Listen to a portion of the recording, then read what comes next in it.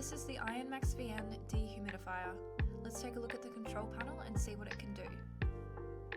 The digital display will tell you the current humidity of the room. Press the relative humidity button to select your desired humidity level. The setting will change at 5% increments with either 1 or 2 LEDs lit up. Press the power level button to select your desired setting. In auto mode, the unit runs on high if the humidity is 10% above the set level and low if it's less than 5% over. Use low mode for quieter, energy-efficient operation until the set level is reached. Use high mode for rapid dehumidification, running on high speed until the set level is reached. In laundry mode, the unit runs continuously on high speed until turned off. Press the timer button to select your desired running time with options 2, 4, 8 or 12 hours.